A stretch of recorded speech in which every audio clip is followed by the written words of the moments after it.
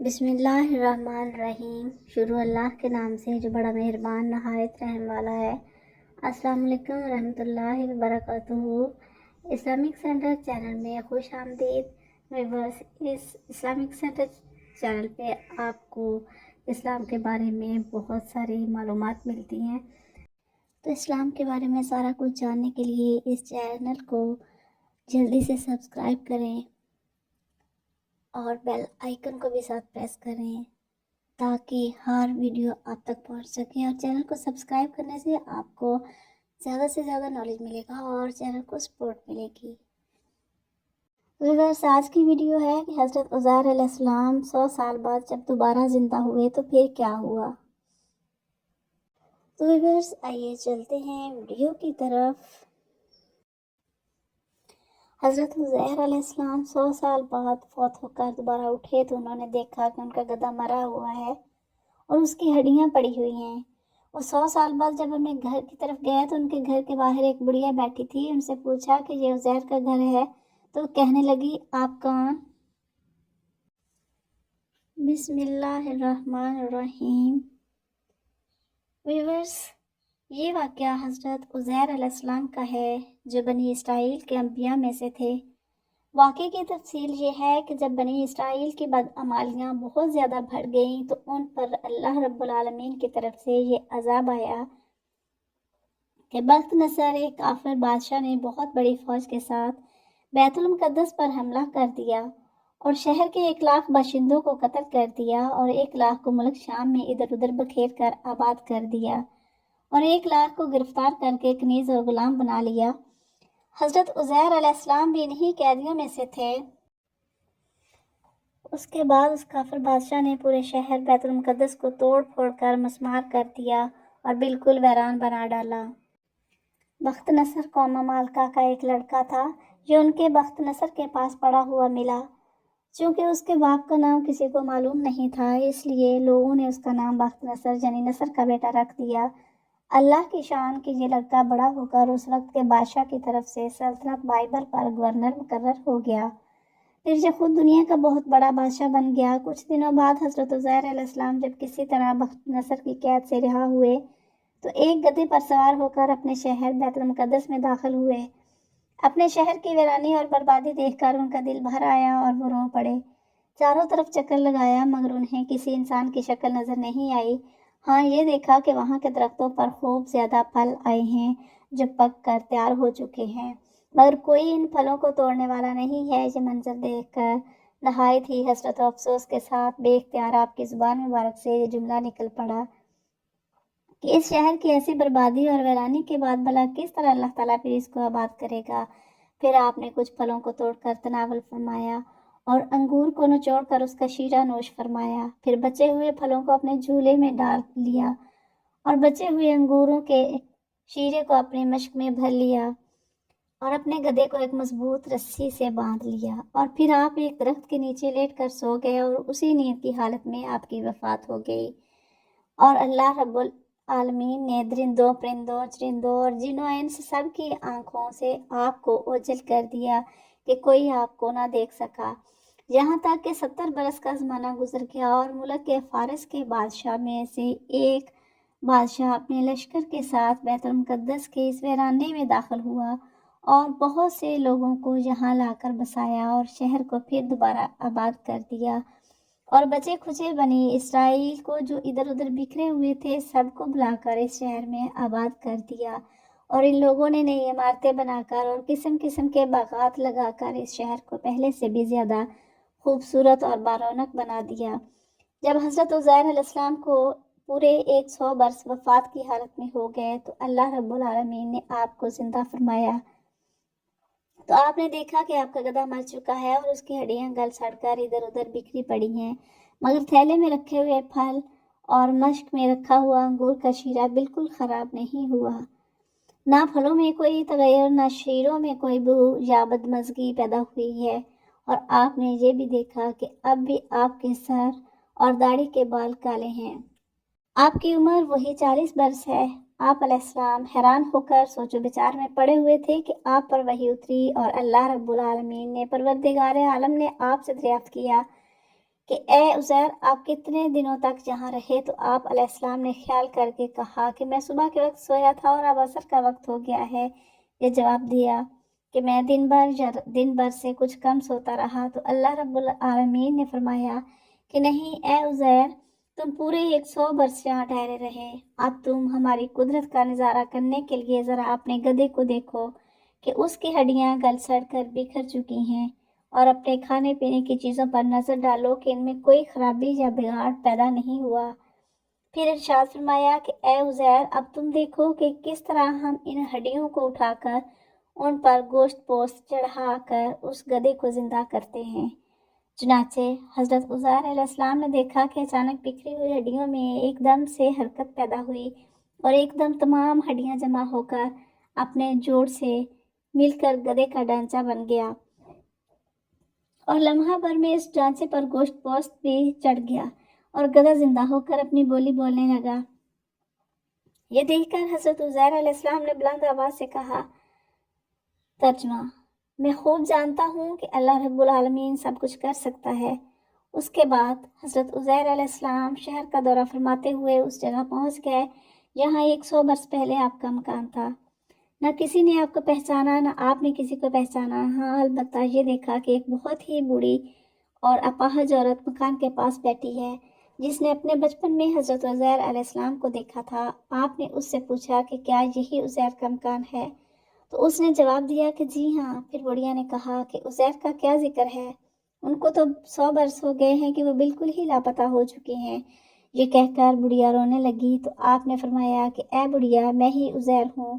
تو بڑھیا نے کہا کہ سبحان اللہ، آپ کیسے عزیر ہو سکتے ہیں؟ آپ نے فرمایا کہ اے بڑھیا، مجھ کو اللہ رب العالمین نے 100 برس مردہ حالت میں رکھا، پھر مجھ کو زندہ فرما دیا اور میں اپنے گھر آ گیا ہوں۔ تو بڑھیا نے کہا کہ عزیر علیہ السلام تو ایسے باکمال تھے کہ ان کی ہر دعا مقبول ہوتی تھی۔ اگر آپ واقعی حضرت عزیر علیہ السلام ہیں تو میرے لیے دعا کر دیجئے کہ میری آنکھوں میں روشنی آ جائے اور میری صحت اچھی ہو جائے۔ حضرت عزیر علیہ السلام نے دعا کر دی تو بڑھیا کی آنکھیں ٹھیک ہو گئیں اور اس کا فالج بھی اچھا ہو گیا۔ پھر اس نے غور سے آپ کو دیکھا تو پہچان لیا اور بول اٹھی کہ میں شہادت دیتی ہوں، کہ میں گواہی دیتی ہوں کہ آپ یقیناً حضرت عزیر علیہ السلام ہی ہیں۔ پھر وہ بڑھیا آپ کو لے کر بنی اسرائیل کے محل میں گئی۔ اتفاق سے وہ سب لوگ ایک مجلس میں جمع تھے، اور اسی مجلس میں آپ کا لڑکا بھی موجود تھا جو 118 برس کا ہو چکا تھا، اور آپ کے چند پوتے بھی تھے جو سب بوڑھے ہو چکے تھے۔ بڑھیا نے مجلس میں شہادت دی اور اعلان کیا کہ اے لوگو، بلا شبہ یہ حضرت عزیر علیہ السلام ہی ہیں، مگر کسی نے بڑھیا کی بات کو صحیح نہ مانا۔ اتنے میں ان کے لڑکے نے کہا کہ میرے باپ کے دونوں کندھوں کے درمیان ایک کالے مسا تھا۔ چنانچہ آپ نے اپنا کرتا اتارا، وہ مسا موجود تھا۔ پھر لوگوں نے کہا کہ حضرت عزیر علیہ السلام کو تو تورات زبانی یاد تھی، اگر آپ عزیر ہیں تو زبانی تورات پڑھ کر سنا دیجئے۔ آپ نے بغیر کسی جھجک کے فوراً پوری تورات پڑھ کر سنا دی۔ بخت نصر بادشاہ نے بیت المقدس کو تباہ کرتے وقت 40,000 تورات کے عالموں کو چن چن کر قتل کر دیا تھا، اور تورات کی کوئی جلد بھی اس نے زمین پر باقی نہیں چھوڑی تھی۔ اب یہ سوال پیدا ہوا کہ حضرت عزیر علیہ السلام نے تورات صحیح پڑھی ہے یا نہیں؟ تو ایک آدمی نے کہا کہ میں نے اپنے باپ سے سنا ہے کہ جس دن ہم لوگوں کو بخت نصر بادشاہ نے گرفتار کیا تھا، اس دن ایک ویرانے میں ایک انگور کی بیل کی جڑ میں تورات کی ایک جلد دفن کر دی گئی تھی۔ اگر تم لوگ میرے دادا کے انگور کی جگہ کی نشاندہی کر دو تو میں تورات کی ایک جلد برآمد کر دوں گا۔ اس وقت پتہ چل جائے گا کہ حضرت عزیر علیہ السلام نے جو تورات پڑھی ہے وہ صحیح ہے یا نہیں۔ چنانچہ لوگوں نے تلاش کر کے اور زمین کھود کر تورات کی جلد نکال لی تو وہ حرف بہ حرف حضرت عزیر علیہ السلام کی زبانی یاد کی ہوئی تورات کے مطابق تھی۔ یہ عجیب و غریب اور حیرت انگیز ماجرا دیکھ کر سب لوگوں نے ایک زبان ہو کر کہا کہ بے شک حضرت عزیر علیہ السلام یہی ہیں، اور یقیناً یہ خدا کے بیٹے ہیں۔ چنانچہ اسی دن سے یہ غلط اور مشرکانہ عقیدہ یہودیوں میں پھیل گیا کہ معاذ اللہ حضرت عزیر علیہ السلام خدا کے بیٹے ہیں۔ چنانچہ آج تک دنیا بھر کے یہودی اس باطل عقیدے پر جمے ہوئے ہیں کہ حضرت عزیر علیہ السلام خدا کے بیٹے ہیں، معاذ اللہ۔ ویورز، اس میں ہمارے لیے درس ہدایت یہ ہے کہ ایک ہی جگہ پر اور ایک ہی آب و ہوا میں حضرت عزیر علیہ السلام کا گدھا تو مر کر گل سڑ گیا اور اسی کی ہڈیاں بوسیدہ ہو گئیں، ریزہ ریزہ ہو کر بکھر گئیں، مگر پھلوں، شیرہ، انگور اور خود حضرت عزیر علیہ السلام کی ذات میں کسی قسم کا کوئی تغیر نہیں ہوا۔ یہاں تک کہ 100 سال میں ان کے بال بھی سفید نہیں ہوئے۔ اس سے ثابت ہوتا ہے کہ ایک ہی قبرستان کے اندر ایک ہی آب و ہوا میں اگر بعض مردوں کی لاشیں گل سڑ کر فنا ہو جائیں اور بعض بزرگوں کی لاشیں سلامت رہ جائیں اور ان کے کفن بھی میلے نہ ہوں، ایسا ہو سکتا ہے، بلکہ بارہا ایسا ہوا ہے۔ اور حضرت عزیر علیہ السلام کا یہ قرآنی واقعہ اس کی بہترین دلیل ہے۔ حضرت یحییٰ علیہ السلام اور حضرت عیسیٰ علیہ السلام اور حضرت الیاس علیہ السلام یہ سب نیکوکاروں میں سے ہیں۔ حضرت زکریا علیہ السلام حضرت سلیمان بن داؤد علیہ السلام کی اولاد میں سے تھے۔ اللہ رب العزت نے آپ کو بنی اسرائیل کی ہدایت اور رہنمائی کے لیے مبعوث فرمایا۔ قرآن کریم اور سیرت و تاریخ کی کتب میں آپ علیہ السلام کی حیات مبارکہ کے بارے میں بہت زیادہ تفصیل موجود نہیں ہے، تاہم اللہ رب العالمین کی مقدس و مطہر کتاب قرآن مجید کی 4 سورتوں آپ کے بارے میں کچھ آگاہی حاصل ہوتی ہے۔ نیز بائبل میں ایک باب صحیفہ حضرت زکریا علیہ السلام کے نام سے ہے، لیکن یہ وہ ذکر نہیں ہے جن کا ذکر اللہ رب العالمین کی لاریب کتاب قرآن مجید میں ہے۔ تورات والے زکریا کی ولادت حضرت عیسیٰ علیہ السلام کی ولادت سے 500 سال قبل بیان کی گئی ہے، جبکہ قرآن میں جن زکریا علیہ السلام کا ذکر ہے وہ حضرت عیسیٰ علیہ السلام کی والدہ محترمہ حضرت مریم کے مربی اور حضرت یحییٰ علیہ السلام کے والد ماجد ہیں۔ حضرت زکریا علیہ السلام کی اہلیہ اور حضرت مریم علیہ السلام کی والدہ آپس میں بہنیں تھیں۔ یوں حضرت زکریا علیہ السلام اور حضرت مریم علیہ السلام کے خالو تھے۔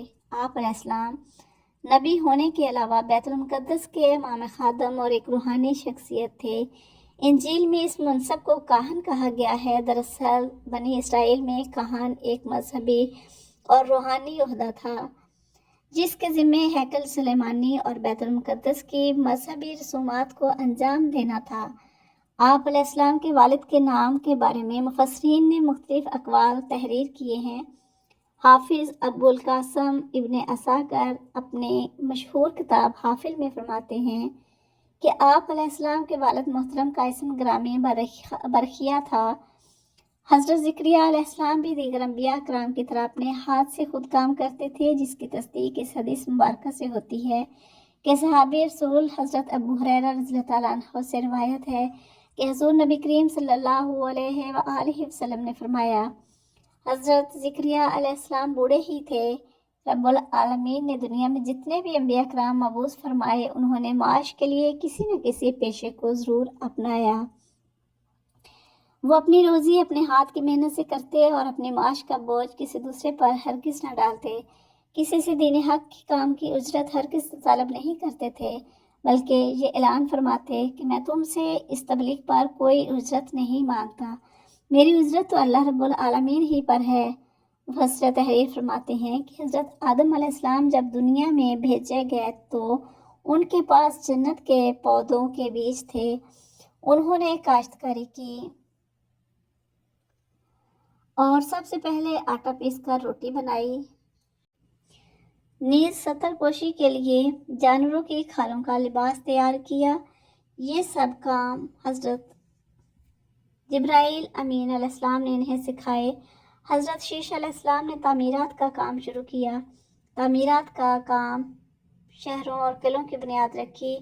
بائبل اور 100 آپ علیہ السلام نے ہی آباد کیے۔ حضرت نوح علیہ السلام لکڑی کا کام کرتے تھے، علیہ السلام نے کشتیاں بنائیں، ادریس علیہ السلام نے کپڑا بنایا، ناپ تول اور اسلحہ بنانے کا طریقہ ایجاد کیا۔ حضرت ہود علیہ السلام اور حضرت صالح علیہ السلام تجارت کیا کرتے تھے۔ حضرت ابراہیم علیہ السلام اور حضرت اسماعیل علیہ السلام کھیتی باڑی کے علاوہ تعمیراتی کام بھی کیا کرتے تھے۔ انہوں نے بیت اللہ یعنی خانہ کعبہ کی تعمیر کی۔ حضرت اسماعیل علیہ السلام تیر کمان بھی بنایا کرتے تھے۔ حضرت شعیب علیہ السلام اونٹ بھیڑ بکریاں پالتے تھے اور ان کے دودھ سے معاش تلاش کرتے۔ حضرت لوط علیہ السلام کھیتی باڑی کا کام کرتے تھے۔ حضرت اسحاق علیہ السلام، حضرت یعقوب علیہ السلام اور ان کے فرزند بکریاں چرایا کرتے تھے۔ حضرت موسیٰ علیہ السلام کھیتی باڑی کے ساتھ بکریاں بھی چرایا کرتے تھے۔ آپ علیہ السلام کے نکاح کے مہر میں بھی بکریاں چرانا تھا۔ حضرت داؤد علیہ السلام کے لیے اللہ رب العالمین نے لوہا نرم فرما دیا تھا۔ آپ علیہ السلام لوہے سے زرہ اور دیگر اوزار بنایا کرتے۔ حضرت سلیمان علیہ السلام عظیم الشان سلطنت کے مالک تھے۔ آپ علیہ السلام کا زیادہ تر وقت سفر میں گزرتا، لیکن جب بھی وقت ملتا اپنے ہاتھ سے پنکھے بناتے۔ امام الانبیاء حضرت محمد مصطفیٰ صلی اللہ علیہ وآلہ وسلم نے بچپن میں بکریاں چرائیں۔ حضرت مریم علیہ السلام کی والدہ اپنی نظر پوری کرنے کی نیت سے نومولود مریم کو لے کر بیت المقدس پہنچی۔ وہاں مسجد کے مجاور خادم اور کاہن موجود تھے، جن میں حضرت زکریا علیہ السلام بھی شامل تھے۔ حضرت مریم علیہ السلام کی والدہ نے کہا، اس بچی کے متعلق نظر مانگ چکی ہوں، اب یہ مریم بیت المقدس کی خدمت کے لیے آپ لوگوں کے پاس ہی رہے گی، چونکہ وہ حضرت عمران علیہ السلام کی بیٹی تھی، جو مسجد کے امام اور ایک روحانی بزرگ تھے۔ لہٰذا سب کی خواہش تھی کہ بچی اس سے مل جائے۔ حضرت زکریا علیہ السلام کا استدلال تھا کہ بچی کی اماں اور ان کی اہلیہ سگی بہنیں ہیں، نیز خالہ بھی ماں کی جگہ پر ہوتی ہے، اس لیے بچی کی پرورش پر ان کا حق زیادہ ہے۔ تاہم دیگر افراد اسی پر راضی نہ ہوئے تو قرعہ اندازی کا فیصلہ کیا گیا، جس پر تینوں بار قرعہ حضرت زکریا علیہ السلام ہی کے نام کا نکلا۔ یوں اللہ رب العالمین نے آپ علیہ السلام کو حضرت مریم علیہ السلام کا سرپرست بنا دیا۔ آپ علیہ السلام نے بڑے ذوق و شوق سے ان کی پرورش شروع کر دی۔